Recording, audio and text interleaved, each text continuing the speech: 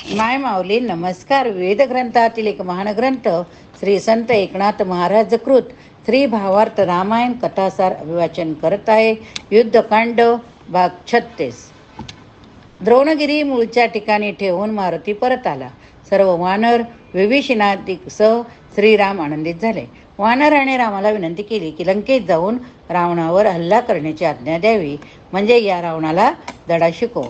रावणाला जो रणांगणातून पळून गेला त्याच्यावर हल्ला करणे योग्य नव्हे. शास्त्रे सुद्धा असेच सांगतात. तिकडे रावण स्वतःच्या महालात चिंताग्रस्त होता. त्याला राहून राहून आपल्या सर्व वीरांची, भावांची, पुत्रांची आठवण येत होती. काळालही खाऊन स्वतःची भूक भागवील असा वीर कुंभकर्ण जारण मारण मंत्रतंत्र विद्येचे त्रिभुवनामधील एकमेव श्रेष्ठ मांत्रिक इंद्रजित, ज्याने सर्व देवतांना रक्षक करून यज्ञ मांडला, त्यातून उत्पन्न होणारा रथ त्या मारुतीने पाताळात दडपला. लक्ष्मण इंद्रजित यांच्या युद्धात त्याने इंद्रजिताचे मायावी विद्येचे सर्व प्रयोग निष्फळ केले. त्याने राक्षसांचे भयंकर कंदन केले. आता रावणाचे चिंतन वाढत चालले. त्याला जिकडे तिकडे रामाचा भास होऊ लागला. जेवताना, फिरताना, उठताना, बसताना त्याला राम दिसू लागला. अशी त्याची अवस्था झाली असता त्याचवेळी मंदोदरी जवळ आली. तिने त्याला हलवून भानावर आणला. रावण पुन्हा राम लक्ष्मणाच्या वधाच्या उपायांचे चिंतन करू लागला.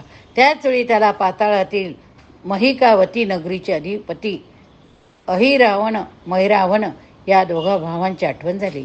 त्याने लगेच आपला दूत त्यांच्याकडे पाठवला. त्याला त्या भावांसाठी निरोप सांगितला. दूत जाताच अहिरावाने त्याला बसवून घेतले, सविस्तर वर्तमान सांगितले. तेव्हा त्या दूताने सीता स्वयंवरापासून सुरुवात करून रावणाच्या युद्धभूमीवरून केलेल्या पलायनपर्यंतचा सर्व कथाभाग सांगितला. विनंती केली की आता जर तुमची मदत मिळाली नाही तर रावणाला विजयाची जरा देखील आशा नाही. त्याने अगदी शेवटचा निर्वाणीचा उपाय म्हणून मला तुमच्याकडे पाठविले. अहिरावणाने अत्यंत रागाने सांगितले की तू आता रडत माझपाशी आलास तर एवढे दिवस झोपा काढल्या होत्या काय? पुत्र, भाऊ, सेनापती, वीर यांच्या आहुत्या पडल्यावर मग आमची आठवण झाली का? असो, जे झाले ते झाले. आता रावणाला जाऊन सांग की तू निश्चिंत राहा, मी हा राम लक्ष्मणाचा वध करतो. एवढे सांगून त्यांनी अंबिकेची आराधना सुरू केली. तिने त्यांना डाव्या बाजूकडील माळेचा प्रसाद दिला. तो मैरावणाला बरा वाटला नाही, पण ऐरावणाने त्याची समजूत काढली. मग दोघांनी मिळून राम लक्ष्मणाच्या वधासाठी ती शोधली. ऐरावण मैरावण संवाद आपण बघितला. ऐरावण मैरावण या दोघा भावांनी येऊन टेहळणी केली. मारुतीचा वानरांचा कडक पहारा होता. स्वतः मारुती शक्तीचा वेढा घालून जागत बसला. कुठूनही आत जाण्याची शक्यता नव्हती. तेव्हा त्या दोघा राक्षसांनी देवी कामाक्षीची स्तुती करण्यास सुरुवात केली. ही गोष्ट अंतर्यामी जाणून रामाने मारुतीला शक्तीचा वेढा काढून घेण्यास सांगितले. तो म्हणाला, अरे हनुमंता, या देहरक्षणाचे भय मनात बाळगणे योग्य नव्हे. रामाची अशी आज्ञा झाल्यावर मारुतीने शपवूट काढून घेतली. सर्व वानर सैन्य सुखनिद्रेत मग्न झाले. श्री राम लक्ष्मणी निद्रेत असता त्या दोघा राक्षसांनी येऊन त्यांना गुप्तपणाने पाताळात नेऊन ठेवले. इकडे रामाने झोपण्यास सांगितले असताना सुद्धा मारुती जागा होऊन गस्त घालीत होता. राम लक्ष्मण नाहीसे झाले आहे ते पाहून त्याच्या लक्षात आलं की तेव्हा विभीषण सुग्रीव यांना जागे करून त्यांना सर्व सांगून सैन्यांची काळजी घेण्यास सांगून तो स्वतः राम लक्ष्मणाच्या शोधार्थ निघाला. तो सैन्याबाहेर येऊन चिंता करीत असता त्याला स्फूर्ती आली. तो यक्षिणी वटाच्या ठिकाणी जाऊन आदिशक्तीची करुणा भाकू लागला. तेव्हा मारुतीच्या कोपाची तिला कल्पना असल्यामुळे तिने एका गिधाडाच्या जोडप्याच्या अंगात संचार केला. त्याच्या संभाषणातून राम लक्ष्मण यांना पाताळात पळून नेले की काय सुचवले. मारुतीने तत्काळ पाताळ लोकात जाऊन त्या राजधानी बाहेर पाहिले. तिने मकरध्वज नावाचा प्रहारा 14,000 राक्षसांचा पहारा होता. मारुतीने सर्वांना राममंत्राने भूल घातली. साधूचा वेश घेऊन स्वतः पुढे झाला. तेव्हा मकरध्वजाने त्याला अडवले. रात्री शहरात जाण्यास विरोध केला. मारुतीने त्याच्या विरोधावरून क्रोध केला असता तोही संतापला. दोघांचे युद्ध चालू झाले. बराच वेळ झाला तरी मकरध्वज आटोपत नाही. तसे पाहून मारुतीने त्याला त्याच्याविषयी माहिती विचारली. तेव्हा तो म्हणाला, माझी माहिती काय विचारतोस? मी हनुमंताचा पुत्र, त्यांच्यासारखा पराक्रमी असे समजलास. मारुतीने त्याला म्हटले, मारुती तर बाल ब्रह्मचारी, तू त्याचा पुत्र कसा, तू खोटे बोलू नको. तेव्हा त्याने आपल्या आईला बोलावून आणले. आपला जन्मवृत्तांत सांगण्याची विनंती केली असता ती म्हणाली, सीतेच्या शोधासाठी मारुती ज्यावेळी लंकेत आला होता त्यावेळी राक्षसांनी त्याची शपूट पेटवून दिली. त्यावेळी हनुमंताने रागाने सर्व लंका पेटवून दिली. सर्वत्र हाकार माजला. एवढे कृत्य करून झालं तो शेपटी विझवण्यासाठी समुद्रतीरी गेला. त्याने शेपटी विझवली. श्रमामुळे आलेला घाम निपटून काढून फेकला. तो जेव्हा समुद्रात पडला तो मी प्राशन केला. मारुती हा ऊर्ध्वरेता असल्यामुळे मला गर्व राहिला, तोच हा मकरध्वज. त्यावर त्या पिता पुत्रांनी एकमेकांना लिंगन दिले. आता पुढच्या अध्यायात आपण ऐरावण मैरावण दोघांच्या वधाची कथा पाहणार आहोतच. पण आता आपण हनुमंताला मकरध्वजाचे वर्णन दर्शन कथा बघितली. आता पुढे मारुतीने मकरध्वजाला सर्व वृत्तांत अथपासून इथपर्यंत सांगितला. आत जाण्यासाठी विचारली. पित्यासाठी पुत्राने करावयाच्या कर्तव्याची आठवण करून दिली. त्यावर मकरध्वजाने आपली अडचण सांगितली की मी जर असे केले तर स्वामी द्रोह केल्याचे पाप मला लागेल, तेव्हा मला काही दोष लागणार नाही, अशी काहीतरी युक्ती करा. तेव्हा मारुती अदृश्य झाला. स्वतःच नगरातील मुख्य देवळात गेला. तेथे त्याने हात जोडून आदिशक्तीची स्तुती करण्यास आरंभ केला. तो प्रसन्न झाला. तिने आपल्या जागी मारुतीला आसन दिले. त्या मूर्तीमध्ये मारुतीने प्रवेश केला. मध्यरात्रीला राक्षस पूजेचे सर्व सामान घेऊन आले. पूजा केली. देवीरूप घेतलेल्या मारुतीने सर्व नैवेद्याचा फडशा पाडला. हे पाहून राक्षसांना फारच आनंद झाला. नंतर राम लक्ष्मणांना मंगल स्नान घालून सर्व तऱ्हेने सजवून बळी देण्यासाठी देवळात आणले. त्याच रूप पाहून राक्षस मोहित झाले. त्यांना मारले जाणारे ओळखून ते दुःख करू लागले. वाद्यांच्या गजरात त्यांना बांधून देवीसमोर आणून उभं केलं. ते पाहून मारुतीला फार नवल वाटले. राक्षस अधिपतीने तलवार उपसली. रामाला म्हटले, आता तू आपल्या इष्टदैवतांचे स्मरण कर. तू स्वतःला विश्वाचा सूत्रधार म्हणतोस ना, तर तुला मी बांधून आणलाय, आता लवकर स्मरण कर. तेव्हा रामाने विचार केला की ईश्वराला त्याच्या भक्ताशिवाय दुसरा कोण इष्ट असणार. त्याने मारुतीचे स्मरण आरंभले. तेव्हा तो रुद्रावतार मारुती स्वतःच अतिशय भव्य रूप प्रकट केले. त्याने राम लक्ष्मण यांचे पाश तोडले. त्याने रघुनाथाची स्तुती केली.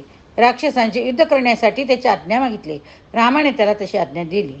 मग मारुतीने राक्षसांच्या बरोबर अभूतपूर्व असे रणकंदन सुरू झाले. त्याने पाहता पाहता राक्षसांचा संहार केला. तो मैरावणाला जाऊन भिडला. दोघांचे मल्लयुद्ध सुरू झाले. दोघेही आवेशाने एकमेकावर प्रहार करीत होते. शेवटी मारुतीने आपल्या व्रजमुष्टीचा प्रहार मैरावणाच्या मस्तकावर करताच तो तिथल्या तेथे गतप्राण झाला. ऐरावणवधाची कथा आपण ऐकली. रावणाचा वध आपण बघितला. आता आपण ऐरावण वध बघणार. मारुतीने मैरावणाला मारल्याचे समजल्यावर ऐरावणाला मोठा राग आला. तो गर्जना करीतच युद्धासाठी धावून आला. त्याला मारण्यासाठी मारुतीने रामापाशी आज्ञा मागितली. राम स्वतः युद्धासाठी तयार झाला. मारुतीने राम लक्ष्मण दोघांना खांद्यावर घेतले. त्याची ऐरावणाशी युद्ध सुरू झाले. अतिशय दूरधर अशा बाणांचा वर्षाव उभयतांनी एकमेकावर केला. पण एक नवलाची गोष्ट अशी की ऐरावणाच्या रक्ताच्या प्रत्येक थेंबागणिक एक नवा ऐरावण उत्पन्न होऊ लागला. बघता बघता पृथ्वी आकाशभरील एवढी ऐरावण निर्माण झाले. रामाशी लढू लागले. हा अद्भुत प्रकार पण हनुमंत मकरध्वजापाशी गेला. त्याने सर्व वृत्त सांगता त्याची आई म्हणाली, ऐरावणाची चंद्रसेना नावाची पत्नी तरी यावर मुख्य तिचे उपाय सांगू शकेल, कारण ती मनापासून रामावर प्रेम करते. हनुमंताने लागलीच उड्डाण केला. चंद्रसेनेपाशी गेला. त्यावेळी रामाचेच ध्यान करीत होती. मारुतीने तिला टाळी वाजवून सावध केले. स्वतःची ओळख सांगितली. तिला युद्धाची बातमी सांगितली. ऐरावणाच्या वधाचा उपाय विचारला. ती म्हणाली, जर तू माझी रामाची भेट करून देशील तरच मी उपाय सांगेल, कारण रामावर माझे प्रेम जडले. तेव्हा मारुतीने तिला तसे वचन दिले. ती म्हणाली, ऐरावणाच्या तपाने संतुष्ट झालेल्या शिवाने त्याला रक्ताच्या थेंबापासून पुनर्जीवनाचा वरच दिलेला. शिवाच्या मस्तकावरती जे भुंगे फिरत असतात ते पाताळातून अमृत आणून ऐरावणाच्या रक्तावर शिंपडतात. त्यामुळे रक्ताच्या थेंबापासून ऐरावण निर्माण होता. तेव्हा हनुमंताने तिला वंदन केले. तो उड्डाण करून पाताळात अमृतकुंडापाशी गेला. त्याने भुंग्यांचा संहार सुरू केला. 4-5 भुंगे शिल्लक होते. तेवढ्यात त्याचा प्रमुख विकट रूपाने आला. त्याने मारुतीवर हल्ला केला. मारुतीने त्याला खाली पाडून त्याचे पंख उपटूक लागताच त्याने गयावया करून जीवदान मागितले. मारुतीला 1 वेळा सहाय्य करण्याची वचन दिले. मग हनुमंताने ते अमृत स्वतःच बसून प्राशन केले. इकडे आकाशवाणी झाली. रामाला निर्वाण सोडण्याची सूचना केली. त्याने लगबगीने बाण सोडता सर्व ऐरावण मारले गेले. बाकीचे राक्षस पळून गेले. मारुतीने नंतर रामाला चंद्रसेनेच्या भेटीची, तिने केलेल्या मदतीची, तिला दिलेल्या वचनाची कथा सांगितली. मग मारुतीने तिला सांगितले की मी रामाला घेऊन जातो, तू स्वागताची तयारी कर. पण जर का पलंग मोडला तर राम तसाच निघून जाईल. त्याने भुंग्यांच्या प्रमुखाला बोलवले. त्याच्या वचनाप्रमाणे पलंग आतून पोखरून ठेवण्यास सांगितले. एवढी व्यवस्था करून तो रामाला घेऊन आला. राम पलंगावर बसताच तो मोडला. राम परत जाण्यासाठी उठला तेव्हा मारुतीने कपट ओळखून चंद्रसेना त्याला शाप देण्यासाठी तयार झाली. तेव्हा रामाने तिची समजूत घातली. स्वतःच्या एकपत्नी व्रताची माहिती सांगून कृष्णावतारात तिची इच्छा पुरी करण्याचे आश्वासन दिले. त्याने सांगितले की त्या द्वारपार युगात तू सत्यभामा होशील. माझा भरोसा तुला पत्नीच्या नात्याने मिळेल. माझा सहवास तुला पत्नीच्या नात्याने मिळेल. नंतर त्याने महिकावतीचे राज्य मारुतीला पुत्र मकरध्वजाला दिले. त्यालाही विभीषणासारखाच चिरंजीव त्याचा वर दिला. तेथून दोघांनाही खांद्यावर बसवून वायुपुत्राने उड्डाण केले. तो थेट वानर सैन्यामध्ये येऊन उतरला. त्यावेळी सर्वत्र आनंद झाला. या कथेचा आधार काय असा काही जणांना प्रश्न पडला, तर त्यांनी ती कथा अग्निपुराणमध्ये बघावी. त्यात सेतुबंधन महात्म्यात हे आख्यान आपण ऐकले असेलच. तरी परत सांगेन हवं तर. ऐरावणाचा वध, श्रीरामगमन आपण बघितले. आता वानराने विचारल्यावर मारुतीने त्यांना सविस्तर वृत्तांत सांगितला. रावणाच्या हेरांनी सर्व वार्ता रावणाला सांगितले. तेव्हा तो मंदोदरीपाशी गेला. त्याने तिला सीतेचे मन ओढण्याविषयी गळ घातले. मारुतीने त्याला त्याच्या विचारांपासून परावृत्त करण्याचा पराकाष्ठेचा प्रयत्न केला, पण तिला यश आले नाही. तेव्हा पुढे जे होणार असेल ते हो असा विचार करून ती सीतेपाशी गेली. तिने अनेक प्रयुक्त्या करून सीतेचे मन वळविण्याचा आटोकाट प्रयत्न केला. सीतेने जेव्हा रामाच्या चैतन्य रूपाचे वर्णन केले तेव्हा तिची समाधी लागली. दोन्ही समाधी सुखात मग्न झाल्याचे हेराने येऊन सांगितल्यानंतर रावण तर हतबद्ध झाला. सीता मंदोदरी संवाद आपण ऐकला. आता ऐरावण व मैरावण यांच्या वधाची तसेच मंदोदरीच्या निष्फळ प्रयत्नाची बातमी समजल्यावर रावणाची तळमळ अधिकच वाढली. त्याला रामाच्या पराभवासाठी काय करायला सुचेना. अशा काही अनेक विचारात असता त्याला एकदम शंकराची आठवण झाली. त्याने अत्यंत कळवळून आर्तभावाने शंकराचा धावा करायला सुरुवात केली. त्याच्या प्रार्थनेने शंकर स्वतः प्रगट झाले. त्यांनी रावणाला पूर्वी दिलेल्या वराची आठवण करून दिली. ते म्हणाले, माझ्यासाठी तू होम कर, म्हणजे होम पूर्ण होताच तुला होमातून शस्त्रासहित रथ मिळेल. त्यामुळे तुला विजय मिळेल. पण कोणत्याही कारणाने जर यज्ञ अपूर्ण राहिला तर मात्र तुझाच नाश होईल. एवढे बोलून ते अदृश्य झाले. आता रावणाने यज्ञ करण्याचा निश्चय केला. त्याप्रमाणे यज्ञात विघ्न येऊ नये म्हणून रावणाने कडेकोट बंदोबस्त केला. त्याने शिवाची पंचावर्ण तांत्रिक पूजा करण्यास सुरुवात केली. त्याशिवाय त्याने यज्ञ रक्षणासाठी मंत्र शक्ती, शस्त्रशक्ती, नागशक्ती, वेताळ, भूत, प्रेत, राक्षस यांची योजना केली. रावणाचा महायज्ञ सुरू झाला. इकडे वानर सैन्यामध्ये प्रचंड उत्साह होता. वानर युद्धासाठी आतुर झाले. श्रीराम पळून गेलेले रावणाची वाट पाहत होते. तेव्हा लक्ष्मणाने बोलायला सुरुवात केली. त्याने रामाला त्याच्या अवतार कार्याची, त्याच्या दुष्ट संहाराची आठवण करून दिली. त्याने जी अद्भुत कृत्य केली ती सांगितली. विभीषणाने सुद्धा युद्ध सुरू करण्याची विनंती रामाला केली. सौमित्र विभीषणांची रामाला विनंती आपण ऐकलं. आता राम या विनवणीला काय उत्तर देतो ते बघू. लक्ष्मण विभीषणाची विनंती ऐकून रामाला अत्यंत राग आला. तो आवेशाने म्हणाला, तो युद्धातून पळून गेलेला रावण मारणे हे धर्मयुद्ध नव्हे. तथापि सध्या तो काय करतो हे मला सांगा. विभीषणाने दूत लगेच निघाले. त्यांनी रावणाच्या चाललेल्या उद्योगाचे सातत्य वृत्त सांगले. विभीषणाने साष्टांग नमस्कार करून रामाला सांगायला सुरुवात केली. त्याने रावणाला मिळालेल्या वराची, त्याच्या यज्ञाची पूर्ण माहिती दिली. हेही सांगितले की जर यज्ञ निर्विघ्न पार पडेल तर रावण कदापि हरणे शक्य नाही. तेव्हा आत्ताच जाऊन त्याचा यज्ञ विध्वंस पाहिजे असे करा. जर न कराल तर रावणाच्या वधाची आशा सोडावी लागेल. तेव्हा रामाने या कामासाठी 10 बलवंत वानर सेनापती रवाना केली. कोणती? माल्यवंत, सुषेण, गवाक्ष, गवय, अंगद, शरद, नीळ, जांबुवंत, हनुमान आदी करून 10 वीर निघाले. श्रीराम नामाची गर्जना करीत ते वानर लंकेत गेले. अलकावतीपेक्षा सरस अमरावतीहून सुंदर अशी ही लंका नगरी वैभवशाली होती. तिला तिन्ही लोकात उपमान होती. शिवाय शंकराची कृपा तिच्यावर होती. एवढे ज्याचे भाग्य तो रावण मात्र अहंकाराने भुलला. त्याने शंकराच्या इष्टदैवतांची पत्नी पळविण्याचा घोर अपराध केला. वानरांनी लंकेत शिरून धुमाकूळ घालण्यास प्रारंभ केला. ते मोडतोड करू लागले. जे जे विरोध करण्यासाठी समोर आले त्यांना त्यांनी मारून टाकले. नाना तऱ्हेची शस्त्रे घेऊन राक्षस वीर समोर आले. त्यांचे त्यांनी बंधन मांडले. त्या महाभयानक संहाराचे किती वर्णन करावे. वानरांनी राक्षसांची शस्त्र हिसकावून त्यांनीच त्याचा वध केला. मल्लयुद्धामध्ये वानरवीरांनीही कहर केला. त्यांनी राक्षसांची बोटं, हात, पाय, मान सर्व उपटून काढले. शेवटी राक्षस भीतीने पळून गेले. रणांमध्ये गिधाडे, घारी, कबंद यांचेच राज्य सुरू झाले. वानरवीर विजयी झाला. श्रीरामाचा जयजयकार करीत ते पुढे निघाले. रावणाचा भेद अशा राक्षसांच्या आवरणाचा भेद झाला. आता रामकृपेने इतर अनेक आवरणाचे भेद वानर करतीलच. राक्षसांच्या आवरणाचा भेद आपण ऐकला. आता पुढच्या कथेत आपण रामकृपेचे अनेक आवरणाचे भेद आपण वानर काय करते ते बघणार आहोत.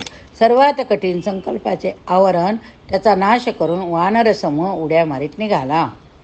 त्यांच्यानंतर पुढे महामोहाचे आवरण होते. तेथे गेल्यावर सर्वजण भ्रमिष्ट झाले. त्यांना आपण कशासाठी आलो, पुढे चाललो याचे भान राहिले नाही. हनुमंताने रामनामाच्या योगाने ते मोहाचे आवरण नष्ट केले. त्याच्या पुढे तमाचे आवरण होते. त्याचाही रामनामाच्या प्रभावाने नाश करून ते पुढे निघाले. त्याच्याही नंतरचे आवरण आनंदाचे होते.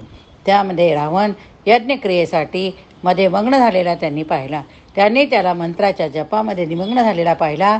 तेथे रागाने फेकाफेक करायला सुरुवात केली. होमाची भांडी, दर्भ, समिधा, पळी, हवनकुंड, होमाची द्रव्य, धूप, दीप सर्व साहित्यांचा नाच केला. सर्व घडत असता रावण मात्र निरुकारपणे जप करीत होता. त्यांचे ध्यान भंग पावेना. त्याची शांती अडळ होती.